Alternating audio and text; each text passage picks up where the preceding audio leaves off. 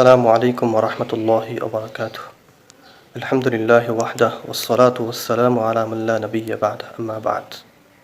একটি জিজ্ঞাসা, জৈন কালেম বলেন যে সমস্ত রাতসমূহ থেকে কদরের রাত্র উত্তম, আর কদরের রাত্রর তুলনায় ঈদের রাত্র আরও উত্তম।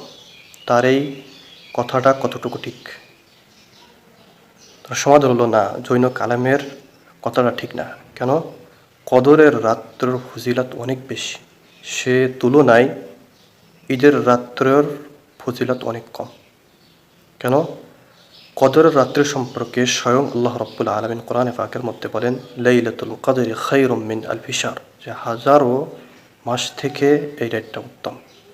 অনুরূপভাবে হাদিসে বুখারী শরীফের 2014 নম্বর হাদিস, রাসূলুল্লাহ সাল্লাল্লাহু আলাইহি ওয়াসাল্লাম ইরশাদ করেছেন যে মান কামা লাইলাতাল কদরি ঈমানান ওয়া ইহতিসাবান গুফিরা লাহু মা তাকাদ্দামা মিন যামবিহি, যে ব্যক্তি ঈমানের সাথে এই রাত্রে ইবাদত করলো তাহলে পূর্বের অপরাধগুলোকে আল্লাহ রাব্বুল আলামিন ক্ষমা করে দিবেন। এছাড়াও সুনান ইবনে মাজার মধ্যে হাদিস আসছে, হযরত আনাস রাদিয়াল্লাহু তাআলা আনহু থেকে বর্ণিত, তিনি বলেন রাসূলুল্লাহ সাল্লাল্লাহু আলাইহি ওয়াসাল্লাম রমজান মাস আসলে একথা বলতেন যে ইন্না হাযা আশ-শাহর ক্বাদ হাদারাকুম ওয়া ফীহি লাইলাতুন খায়রুম মিন আলফি শাহর ফামান হুরিমাহা ফাকাদ হুরিমাল খায়রা কুল্লুহু ওয়া লা ইউহরামু খায়রাহা ইল্লা মাহরুমুন।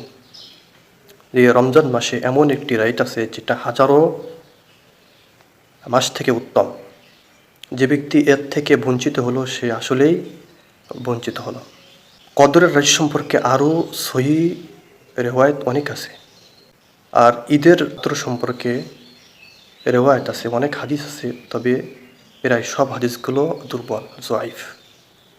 কিন্তু জয়ীফ হাদিস সেটা আমলের ক্ষেত্রে গ্রহণযোগ্য। কওয়াইদ ফি উলুমিল হাদিসের কিতাব সমূহের মধ্যে উল্লেখ আছে যে মা ইয়াতাআল্লাকু বিল আকায়েদ কা সিফাতিল্লাহি সুবহানাহু ওয়া তাআলা ওয়া মা ইয়াতাআল্লাকু বিল আহকামিশ শরীআতি কাল হালাল ওয়াল হারাম, যে আকায়েদ এবং হালাল হারাম ছাড়া অন্যান্য ক্ষেত্রে জয়ীফ হাদিসের গ্রহণ অযোগ্যতা আছে, যেটা আল আজওয়াতুল ফাজিলা লিশেখ আব্দুল হাই লখনবী রহমতুল্লাহ আলাইহি, যেটা আব্দুল ফাত্তাহ আবু কুত্তা রহমতুল্লাহ আলাইহির তালিককৃত এই কিতাবের 42 নম্বর সাফহা থেকে নিয়ে জয়ীফ হাদিস আমলযোগ্য কিনা এ সম্পর্কে ইমামদের মতামত আছে। সেখানে ইমাম নবী রহমতুল্লাহ আলাই, ইবনে মিয়া রহমতুল্লাহ আলাই সহ অন্যান্য ইমামদের রেওয়ায়েত আসছে।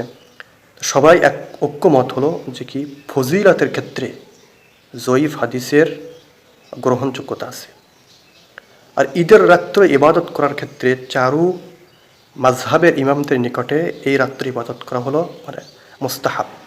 উল্লেখ আছে ইয়াস্তাহিব্বু ইহইয়াউ লাইলাতুল ঈদ বিইত্তিফাকিল মাযাহিবিল আরবা'হ ওয়া আসানিদুহু যায়ীফা ওয়া মা যালিকা ইস্তাহাব্বুল ইহইয়া লিআন্নাল হাদিসা যায়ীফা ইউ'মালু বিহি ফি ফাযাইলিল আমালি, যে চারু মাযহাবের ইমামদের নিকটে এই ঈদের রাত্রে ইবাদত করা জয়ীফ হওয়া সত্ত্বেও সবাই এই রাত্রে ইবাদত করাকে উত্তম হিসেবে বিবেচিত করেছেন। কিন্তু এখানে একটি সত্য লিখছেন অনেকে, সেটা হলো কি ওয়ালাকিন ইস্তাহিব্বু আইয়াকুন আল ইহয়া বিশাকলিন ফারাদিয়্যিন লা জামাইয়্যিন, যে এই রাত্র ইবাদতটা হবে একাকীভাবে, ইনফিরাদিভাবে, ইজতিমাইভাবে না, সবাই একত্রিত হবে না, বরং একাকীভাবে ইবাদত করা এর উত্তম হবে এবং এর জন্য সওয়াব হবে ইনশাআল্লাহ।